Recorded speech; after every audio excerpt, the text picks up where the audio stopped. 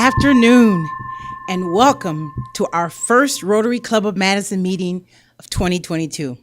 I'm Teresa Holmes, Club President. Thank you all for joining us for this live-streamed meeting. Yes, I said we're live-streamed, and we hope to be back in person at the Park Hotel next week. Let's start our meeting with the patriotic song, God Bless America, led by Ellis Waller on the bagpipes.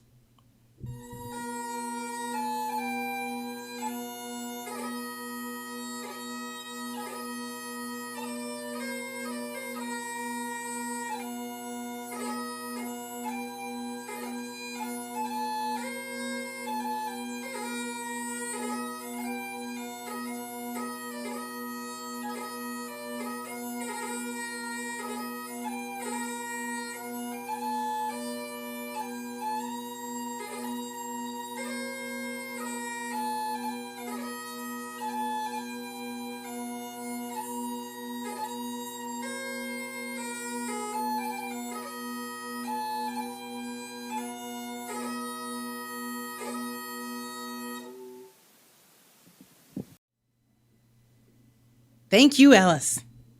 Laura Peck chairs our scholarship committee, and she has an announcement for us today. Hi, I'm Laura Peck, and I'm chairing our scholarship committee for the rest of this Rotary year. I'll hand it over to Juan Jose Lopez on July 1st. It's an honor to serve on this committee. We have so much fun, and I love meeting so many outstanding Rotary scholars.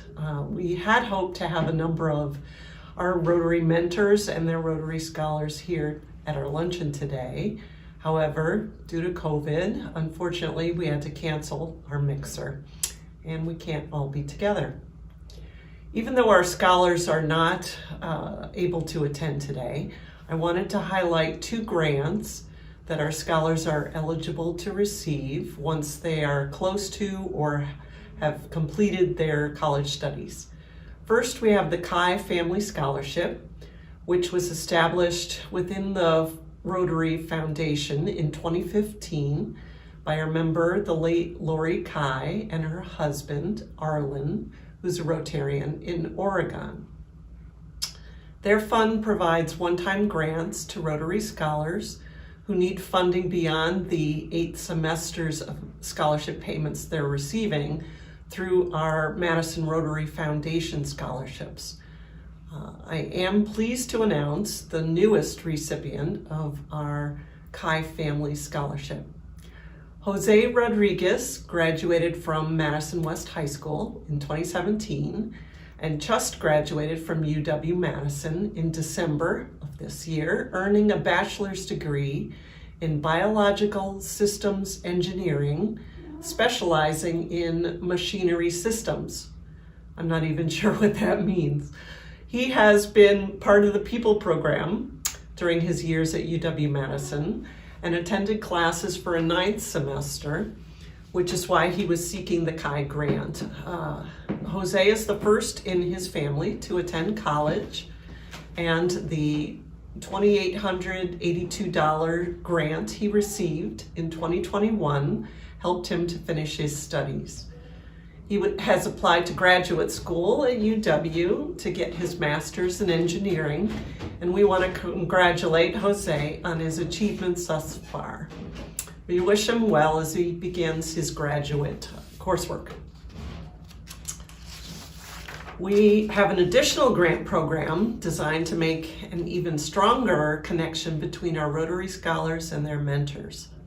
In 2018, Ellie Schatz created the EMS Fund within our Madison Rotary Foundation. EMS stands for Enhanced Mentoring Support. I think of Ellie Schatz as the mother of our mentor program. Ellie chaired our scholarship committee for years. She saw firsthand that many scholars were in need of guidance during their college years. So the Scholar Mentor Program was established by Ellie in 2004 to help our Rotary scholars stay on track to graduate from college by providing them with mentoring support. Ellie's wish for the EMS fund that she created was to provide grants to current scholars for experiences that would enhance their studies. Because she wishes to enhance connections between scholars and mentors, the Rotary Mentor submits the request for funds for their assigned scholar. During the past Rotary year, we had 4 scholars who benefited from an EMS grant. Joe Lanus secured a grant for his scholar to travel to audition sites, pay for music lessons, and for recording costs. Dave Ettinger's scholar received funds to assist with application costs and tuition to attend veterinary school. And Rebecca Pare's scholar and Neil Fauerbach's scholar both received grants to help with graduate school application costs. The grants from the EMS fund totaled nearly $2,800 in 2021. Our Rotary scholars and our Rotary mentors are grateful for this additional support being made available. And we sincerely thank Lori and Arlen Kai and Ellie Schatz for making these scholarships possible. I also want to mention in closing that we are always on the lookout for more Rotary mentors to serve as mentors for our scholars coming up in 2022. If you're interested in learning more about being a mentor, please contact me or contact the Rotary office, and we'll be sure to get you in touch with the right people. Thank you very much. Bye. Wow, Rotarians, you're engaging quite a bit in the chat room on Happy New Year. Congratulations. Thanks for that. All right. Becky Steinhoff serves on our Caring Subcommittee, and she has an announcement for us today.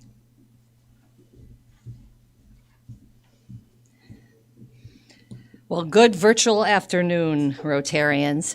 Although I'm sad we can't be together today, it's so wonderful that Jason and Brian and the staff can pivot so quickly and make sure that we can still spend time together today.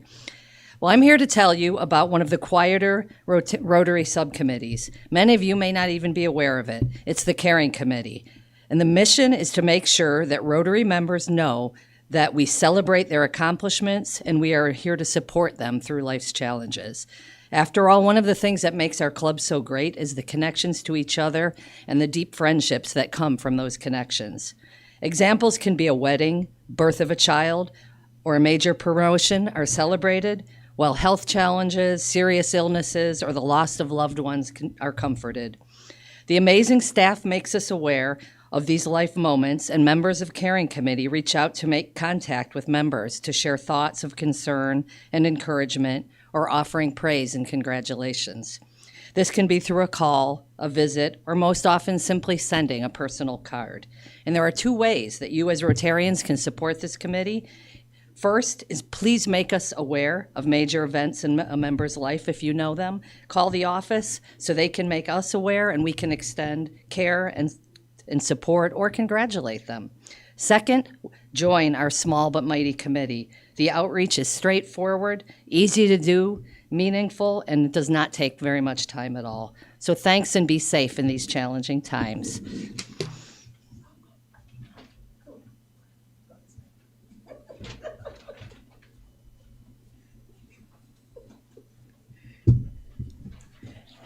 Thank you, Becky. I remember a Caring Committee story where one of our Rotarians actually went to the home of another Rotarian to help them with their computer when we first went into live streaming. We may need some of that assistance. We'll see. All right. Jason Ilstrup chairs our community grants campaign, and there are 2 weeks remaining, Rotarians, and he is going to provide us with an update on the campaign. Thank you very much, President Teresa. It's good to be here with all of you today. I wish we were live because, well, all of my jokes come from the meeting itself, so I don't have much funny material today. We're going to just jump right into this year's Community Grants campaign. The campaign is going well. Drum roll, Jason, the other Jason. There's 3 people in this room. 2 are named Jason right now. Ready? We are at $132,500. We are just short of our $150,000 goal. That is 88%. So a huge thank you and congratulations to everyone who has given. 70% of our club has given. That's 293 of us. Thank you. Thank you. Thank you. The work that you're doing, this really embodies service above self and helping give to our community. This community grant means so much now, more than it did in years past. So we are so thankful for all those that have given. Now, as President Holmes mentioned, there are 2 weeks left to try to make our goal. We can get there.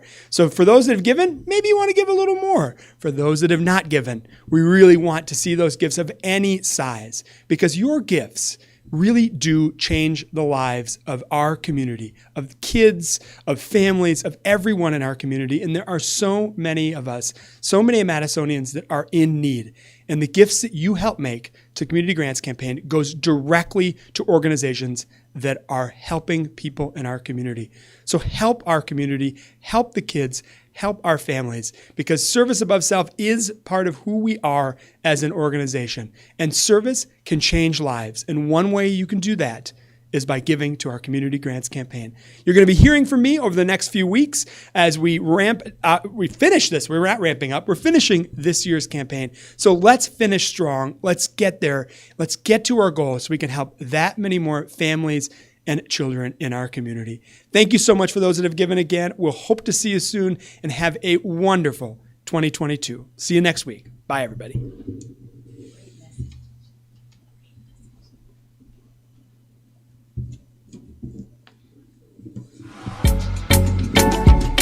Great job, Jason. Thank you for your efforts on the campaign. And thank you, Rotarians, for your giving. Every bit does count. Since we've been away a few weeks because of the holidays, it's birthday time. I know no one forgot about that, right? And we have 2 weeks of birthdays to celebrate with a bit of wisdom and humor that complements our Rotary mission. We also encourage our members to make an age-appropriate gift to the Madison Rotary Foundation, rounded up to $100 for our club's Synergy Scholarship Fund. All right, last week's birthdays. December 26th, Phyllis Lovering. December 27th, Carol Trone. December 28th, past President Julie Aulick. December 28th, Tom Winslow. December 29th, Calvin Barrett. December 30th, Brian Chan. December 30th, Jeff Hom. January 2nd, Reginald Nazar. January 3rd, Charlie Bertu. January 3rd, Doug Dibman. January 4th, Gary Cooter. January 4th, Brad Mullins. January 6th, Justin Hart. January 6th, Chris Kolakowski, who shares a quote from Joseph Pilsudski. To be defeated and not submit is victory. To be victorious and rest on one's laurels is defeat. Thank you, Chris. January 7th, Matt Darga. January 8th, Mark Westover. And January 8th, Alex Izquierdo. Thank you to our celebrants for their contributions to the Madison Rotary Foundation. We will now have Elaine Mishler lead us in singing happy birthday to these members.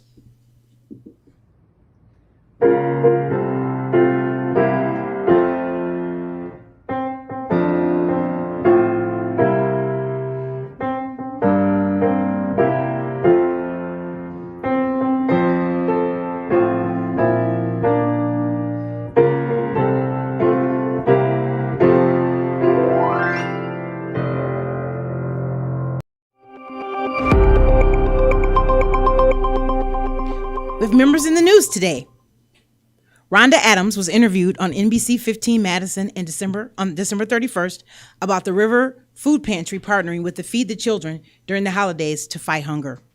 Calvin Barrett and Letitia Nelson were listed among Wisconsin's 48 most influential Black leaders for 2021, Madison 365.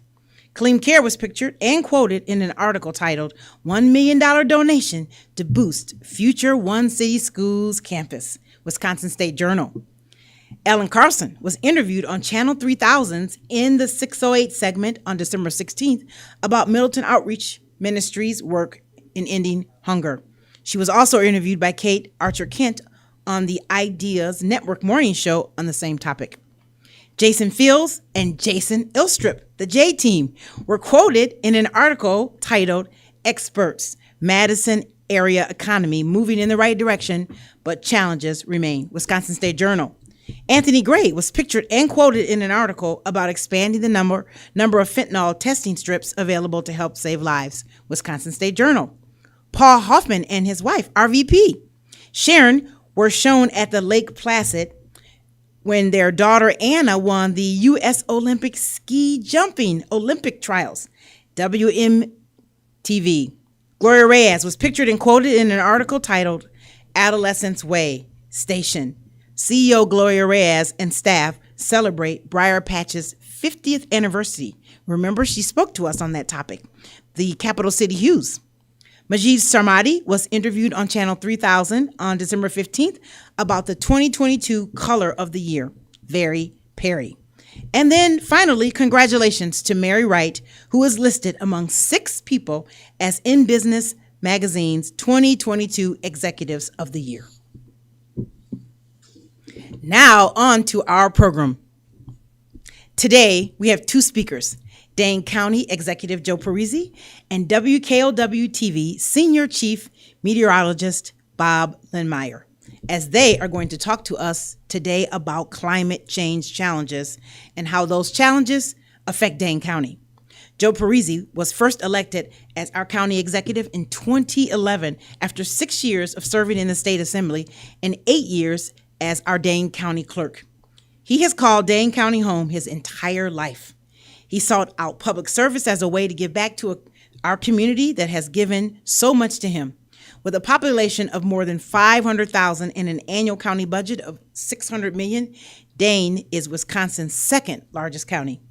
Bob Lindmeier earned his degree in meteorology from UW-Madison and started his career in 1980 at Weather Central, a weather consulting firm based in Madison.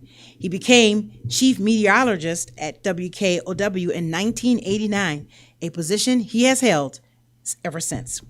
We look forward to their presentation, and we have made a contribution to the Rotary International Polio Plus Fund as a way to say thanks to them for speaking to us today. I'd like to mention that if you have a question for our speakers, be sure to use the chat function in YouTube to ask your questions. I'll be monitoring the chat, and we'll ask the questions of our speakers as time allows. And now, let's welcome Rotarians, County Executive Joe Parisi and Meteorologist Bob Lindmeier to our virtual podium.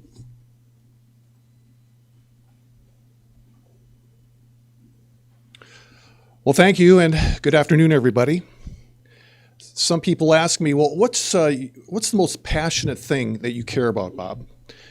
Up until about 7-8 years ago, I would have said golf. Golf is something I'm still passionate about. But my true passion now is climate change education. Now, you might wonder, why is that? Over the years, I've been keeping track of what climate scientists have been saying. And I was becoming more and more alarmed, more concerned about what they were saying. But I was seeing a disconnect with the public. Their alarm was not at the level mine was. So I decided to get into climate change education, to use my position as a trusted messenger, someone that's been a broadcast meteorologist for over 40 years in southern Wisconsin, to tell people about the peer-reviewed science of climate change and try to cut through all the misinformation that is out there. So we'll get right to my presentation now, and we'll get into it.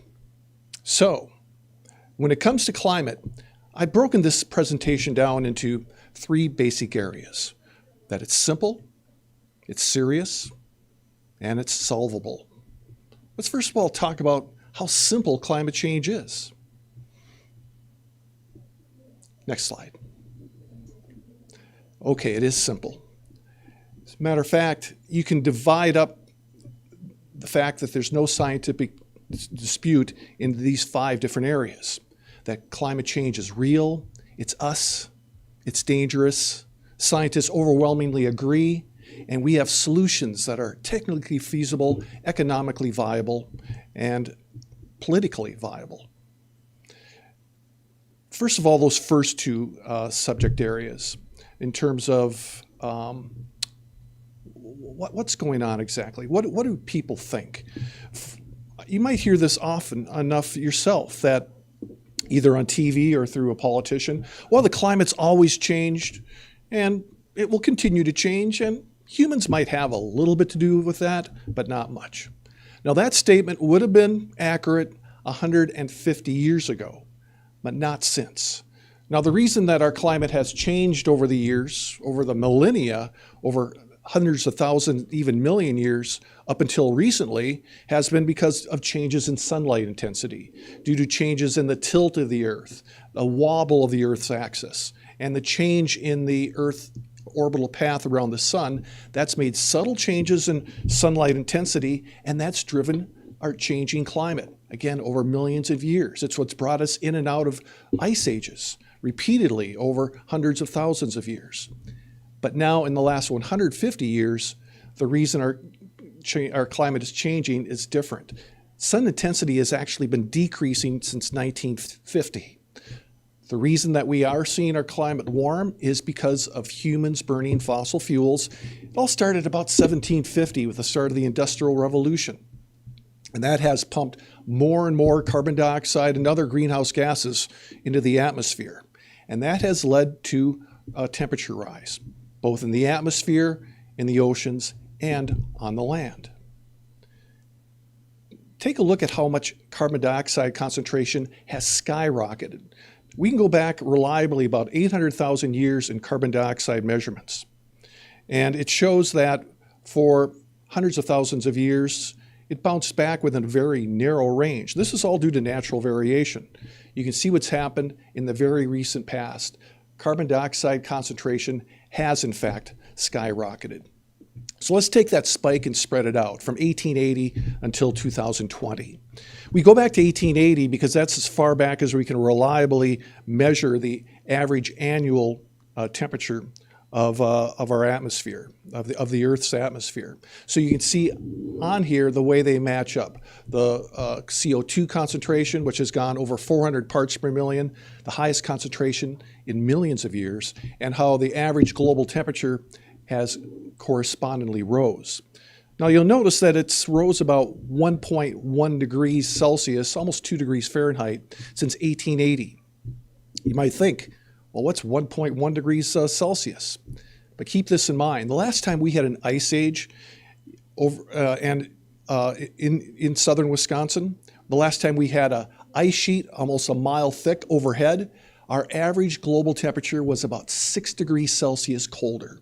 So these 1 degree increments of change are in fact a big deal. And this is the departure from normal from this baseline going back to the late 1800s. And as we pump more and more carbon dioxide and other greenhouse gases into the atmosphere, especially since the 1950s, you can see how the departure from normal has exponentially increased. And this is what really concerns climate scientists. Not only the fact that it's increasing, but it's an exponential increase. Another way to illustrate this is the 10 hottest global years on record. And we've had, for the last 8 consecutive years, hottest global temperatures on record. And 2021 will make it the 9th consecutive year. And this rise in temperature has had serious implications, because it's caused our seas to rise, rising levels of our seas, both in thermal expansion of the water, because it's warmer, and because of the melting of land ice. And also this increase in wild weather, an increase in the number and intensity of extreme weather events that we have across the globe. Here's an illustration of that. This is the more frequent disasters and the frequency of these disasters since 1980. This is for the United States. And it shows that back in the 1980s, the frequency was anywhere from 80 to around 100 days between these disasters. Look at the last decade or so. The frequency has increased so that we now have these billion-dollar disasters occur every 10 to 20 days. And this is a look at last year, this past year. 2021, and the billion-dollar disasters that have occurred across the country. 18 of them through September. And they run the gamut of everything from tropical storms to severe storms to winter to drought to fires. Climate change has had its imprints, its fingerprints on all these different climate disasters to a certain degree. And this doesn't even count the 2 disasters that we had in December, the tornado outbreak in Kentucky and the wildfires that caused so much damage in Colorado. But it's just not the United States, it's here in Wisconsin where we're feeling the change of our climate. Since 1970, just in the last 50 years, this is how much we've seen our average annual temperature increase. The United States 2.5, Wisconsin 2.7, Madison's average annual temperature has increased 3 degrees Fahrenheit. Keep in mind, the world has seen a 2 degrees Fahrenheit increase since the late 1700s. So here locally, we're seeing our climate change much faster than the rest of the world. And this is causing our seasons to shift. Our winters are getting shorter. Our summers are getting longer. Here's an illustration of that. Winter warming, this is for Madison. This is for our locale. The average wintertime temperature in the last 50 years has increased 5 degrees Fahrenheit. The number of days above normal in the last 50 years has increased so that now we have 14 more days, 2 weeks more days that are above average than 50 years ago. Less extreme cold. The lowest annual average wintertime temperature for Madison in 1970 used to be 22 degrees below zero. Now it's 12 degrees below zero. It's 10 degrees warmer. Just in a 50-year time span, a blink of time climatically. So it's just not the polar bears, it's just not other parts of the world that are experiencing a big change in climate. We are locally too. And so this is having impacts. We're having problems with wintertime warming. We're seeing more insects carrying disease survive our winters because they're not cold enough anymore to kill off those insects. We're seeing fruit trees blossom earlier. We're getting into our pollen season earlier. We're seeing, on average, less snowfall. And of course, as you know, for Wisconsin, snow is a big economic driver during the winter. For snowmobiling, cross-country skiing, downhill skiing. How about ice fishing? This is Lake Mendota, most heavily researched freshwater lake in the world. And it shows from the mid-1800s to now, this is average duration of ice coverage. It used to be up around 120, 125 days. Now it's well less than 100 days. Well less than a month, less than it used to be. And this is carried over into our spring season as well. We're seeing insect timing mistimed, insect pollination mistimed. Again, we're getting plants growing earlier. We're getting into that time of pollen season earlier. Food supplies being mistimed too, along with crop damage. In the last decade in southern Wisconsin, we've had orchard tree damage. We've had vineyard damage as well from a warm spring followed by a killing freeze. So damages are occurring here. And then there's downpours, the frequency increase in these extreme rainfall events. It's increased about 42% in that time frame that you see there, in a relatively short time frame. Because again, our atmosphere is warmer, it holds more moisture, so when storms come through, they just deposit more rain. And an excellent example of that is, of course, 2018 and 2019, back-to-back record-setting rain years for our area. So this is having implications. It's having its impacts in nature, health, and in the economy. Let's take a look at health a little bit more. And you see how climate change has really impacted us in various ways. How climate change has produced hazards and impacted our health in the ways that you see there. So, and it's usually the poor, it's the vulnerable, it's the young, it's the infirm, it's the aged that most experience these kinds of impacts. So we have to protect them. Big impact here. As you're probably aware, if you've been a resident of Dane County or southern Wisconsin, our algae blooms are getting worse and worse. But it's to be expected. Our lakes are getting warmer. We're getting more of these extreme rainfall events, washing nutrients into the lakes. So it's a perfect, all the perfect ingredients for algae blooms to increase, and especially toxic algae blooms to become more and more prevalent. Ticks are becoming more of a problem. This warmer and wetter environment that we're experiencing, ticks love it. So we're seeing the tick population steadily increase. Lyme disease cases are steadily increasing too. Another one, our growing season has increased in just the last 50 years about a month between the last killing frost of spring and the first killing frost of the fall. And that has made our allergy season much longer.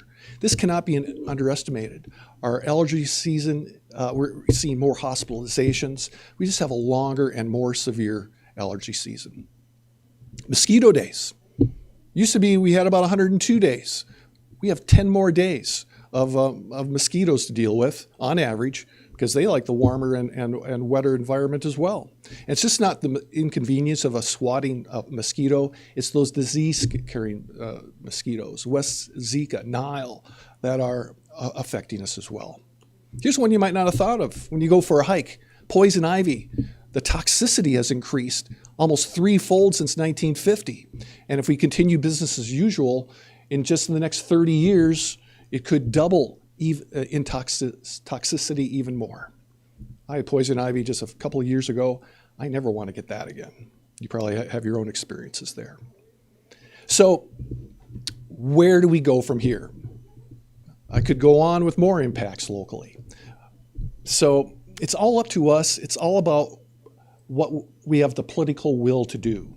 If we do emission cuts fast enough, strongly enough, we can flatten out this curve of our annual temperature rise just locally, okay, to about 3 degrees Fahrenheit, 1.5 degrees Celsius is the hope.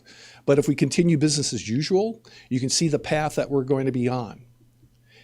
And here's a good example of that. This business as usual path, if we follow that upward curve, that red path, Madison, by the end of the century, will have a summer about 11.5 degrees warmer, giving us the average summertime climate that Alexandria, Louisiana has right now. I don't know about you, but I just think about my kids and grandkids. We cannot let this happen for their sake. But this is solvable. That's the thing to keep in mind. But it's a heavy lift. We have to make big cuts happen fast. We have to make this transition from burning fossil fuels to renewable energy happen at a much faster rate than it is right now. The thing is, the technology's there. When it comes to solar, when it comes to wind energy, the technology has increased exponentially. The cost has come down so much, where both wind and solar are much cheaper than coal-fired power plants, or even natural gas plants as well. Our biggest challenge will probably be the electric grid, upgrading storage capacity to address the variability of renewable energy. But it's all within our wheelhouse if we have the political will, if we're willing to put the resources into it.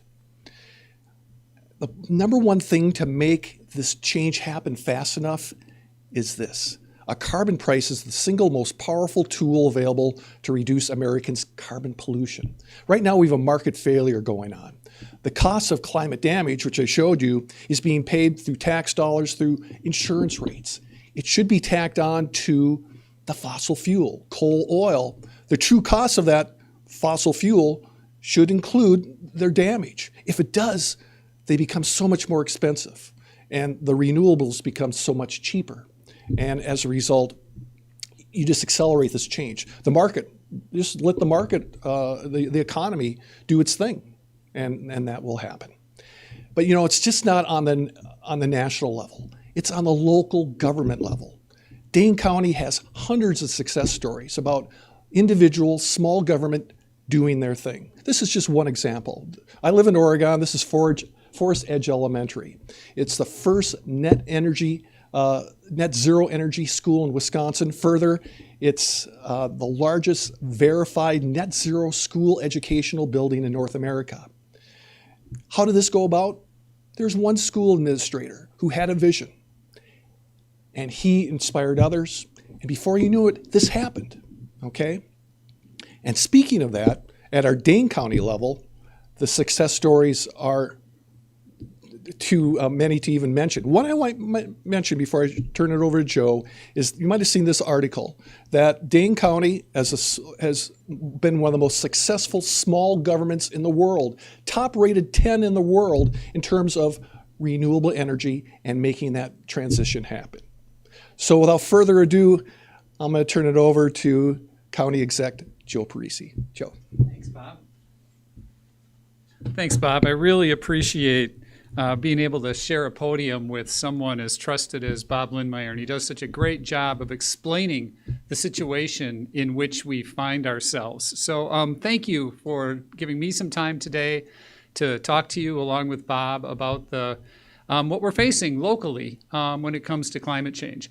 And the bad news, good news is, as Bob explained, the challenge that we face has been caused by humans. The good news is that humans can fix this. And we have everything we need right in front of us to do so. It comes down to the will. And while we need action on the international level, the federal level, and beyond, there is so much we can do right here at home, be it in your home, your place of business, your place of worship, and through your local governments. And so I'm going to talk today a little bit about what Dane County government has done and is doing, and what we can do as a community, and some ideas perhaps for some projects Rotary could take on if you're interested.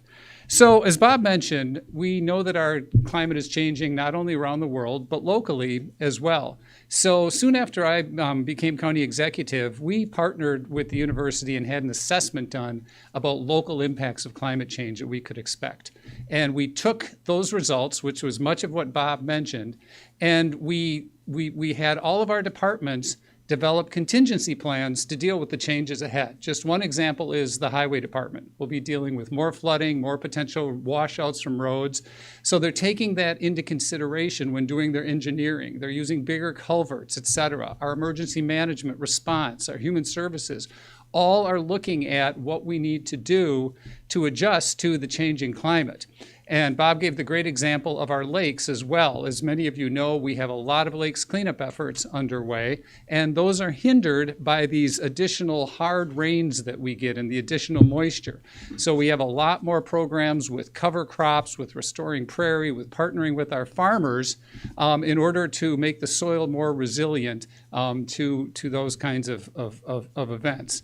What we've done also is we decided, we want the entire community to change, but we wanted to take care of our own backyard first in county government. So we assessed all of the county facilities for their availability to accept renewable power. We looked at energy efficiency, and we started what we call a SMART fund, a couple $1 million a year, first to upgrade energy efficiency throughout all county facilities. And that is a very quick payback. Not only does it reduce carbon, but after a few years, you're making money and saving money for the taxpayers. And then we started looking at how much solar we could put where. And to date, we have about 17 solar installations on various facilities, from the Job Center to Lusher Park to many of our buildings. You may not even know that they're there because you can't always see on top. Our most visible project to date is a partnership with MG&E out at our airport, where we generate electricity. About 40% of the electricity the county uses is offset by this one 9 megawatt solar farm that we have. And many of you have probably seen it when you drive out at Highway 51. And that's a good example of how you can do the right thing for the environment and the right thing for the taxpayers. Because through this partnership with MG&E, we leased county land to MG&E. So we get some money coming in for the lease. We guaranteed them that we would buy every kilowatt of power generated from that system. So they had a guaranteed income. And we said, but we'd like to pay less than we're paying now for our electricity. So the math worked for them. The math works for us. We're offsetting over 40% of our electricity use at that one facility and saving over $100,000 annually on our electric bill just from that one project. So again, it's not the old dynamic where people used to say, well, it's the environment or the economy, because now the price of renewables has come down so much, we can protect the environment and protect our pocketbook.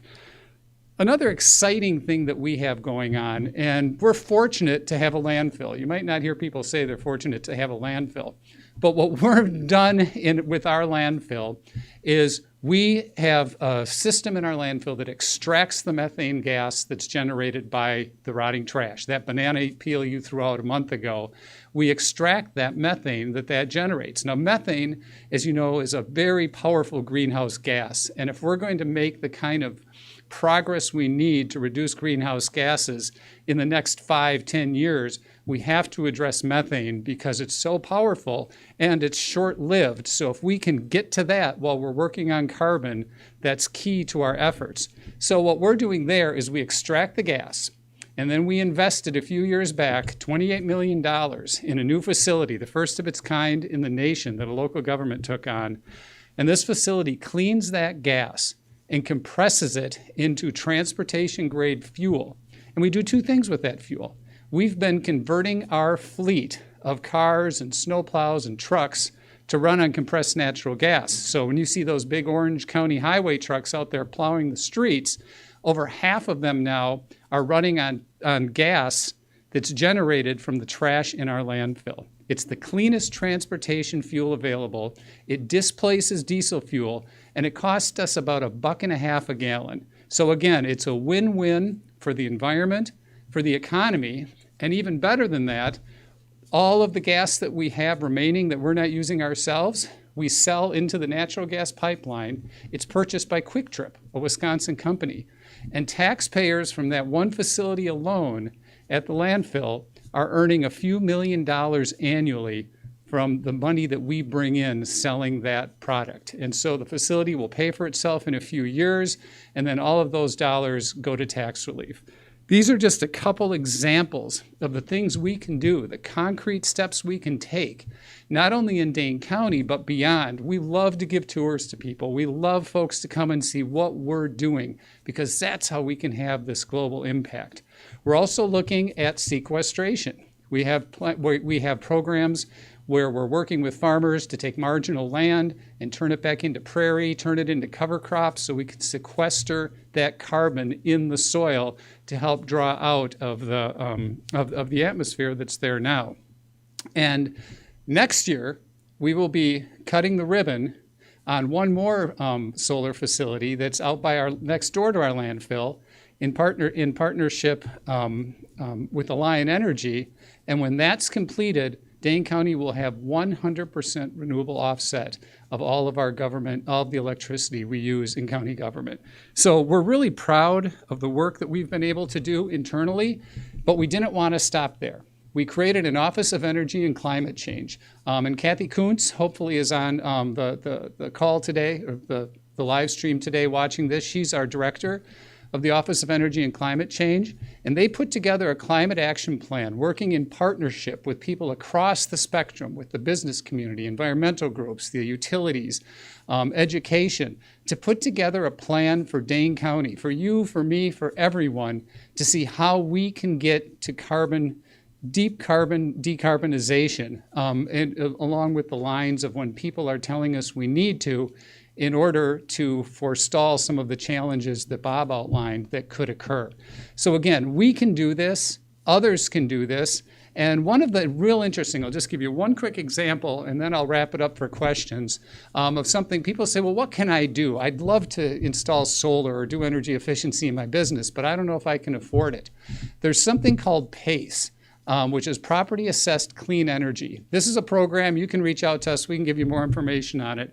But just quickly, it's not for individuals, but if you have a business or your church, your synagogue, your temple, or your nonprofit that owns your building, you can get a loan to do energy efficiency and, say, solar power on your building with no money up front, and with a positive cash flow, because it's structured in a way that, say you have a business and you can save $500 a month on your electric bill if you do efficiency and install solar panels. They can structure that loan so your payment is less than what you will save. So say your payment could be $450 and you're saving $500 in energy costs a year. So you're actually making a little money while you're paying it off, and then after it's paid off, it's all gravy. And never is there any money out of your pocket. So if you're a member of a faith community, take that to the council and see what they think. If you have a small business and you want to save on your energy costs, give us a call. We can connect you with someone who can see if that's something that would be helpful. That's just one idea. I think what we want to drive home today is there are a lot of things people can do. It's really hard when we sit back and we feel like we're powerless. Our message to you today is we're not powerless. There's a lot we can do, and what we see is we do it ourselves and then others do it. So our impact is bigger than just what we're doing. It's known that if someone in a neighborhood gets solar panels, it's more likely that other houses in that neighborhood will get them. We're seeing now a local government from Illinois who came and toured our landfill. They're building a plant like ours now. So we can have a huge impact locally, at home, and beyond. So I think I'll wrap it up there, and Bob and I are happy to take any questions folks might have. Thanks.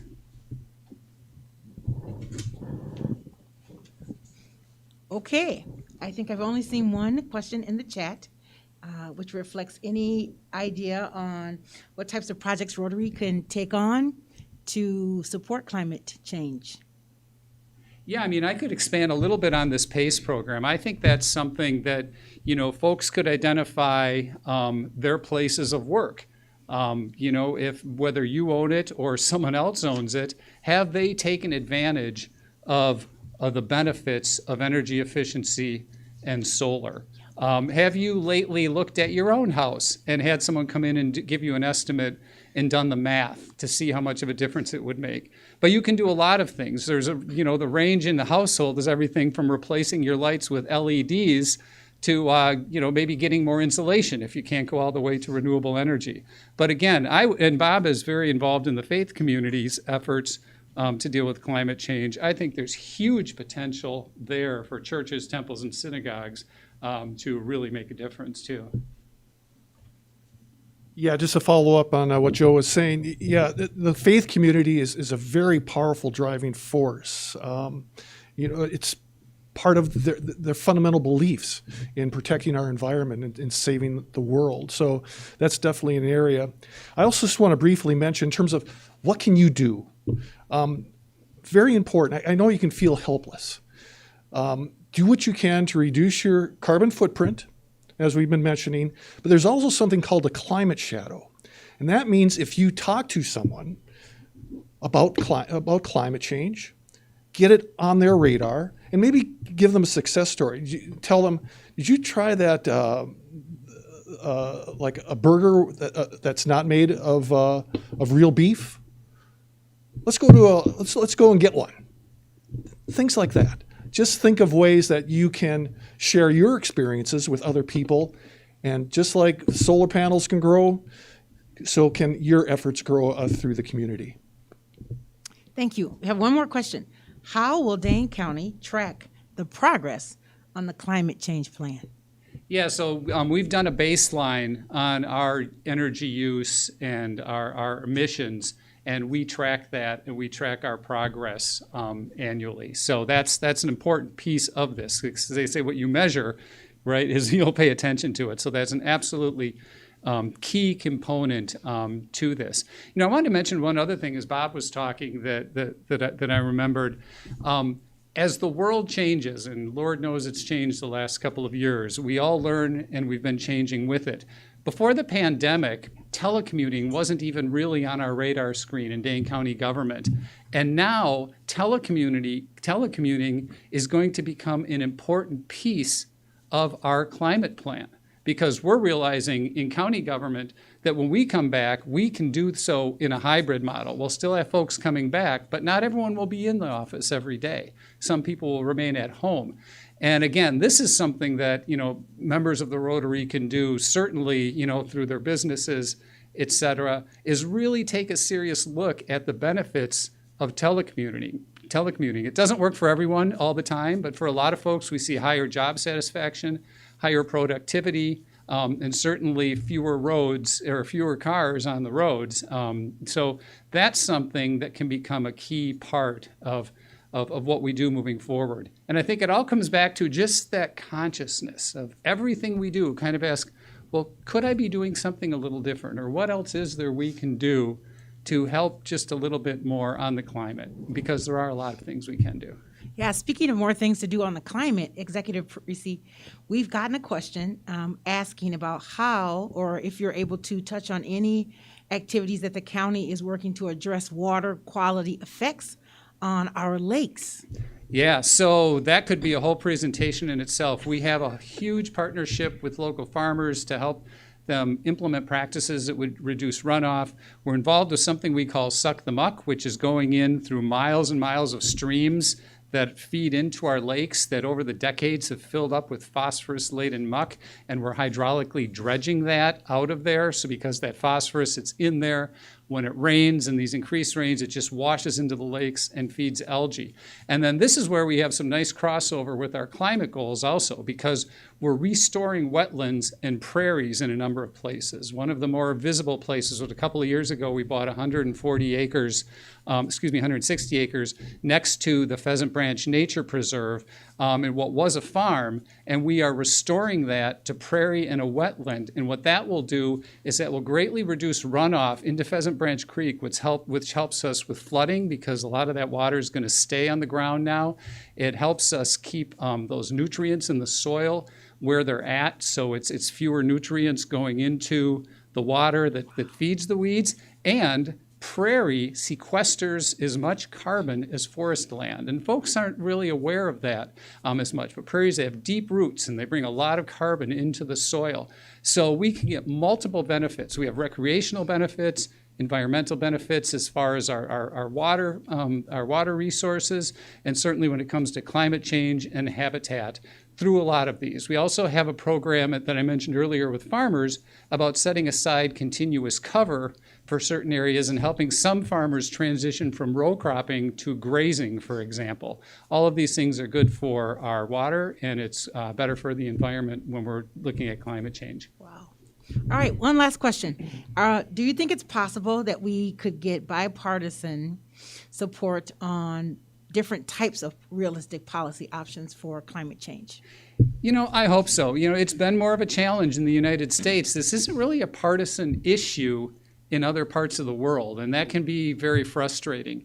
And it's our hope, no matter what your political stripe is out there, that you can urge folks who represent you to take climate seriously, because this should not be a partisan issue. This is our very survival. This is the life of the planet that sustains us. So, I won't sugarcoat it. I mean, we know partisanship is not in a good place right now, and it tends to be an issue that is divided along partisan lines. But I think that's a really important point to bring up, an important point for people to urge folks not to view as a partisan issue, because this is just about the air we breathe.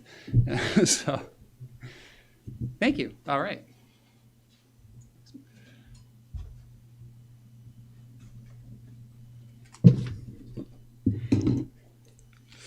Well, again, thank you, Bob Lindmeier and Executive Joe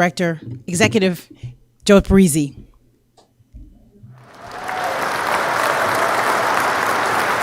Rotarians, we are adjourned.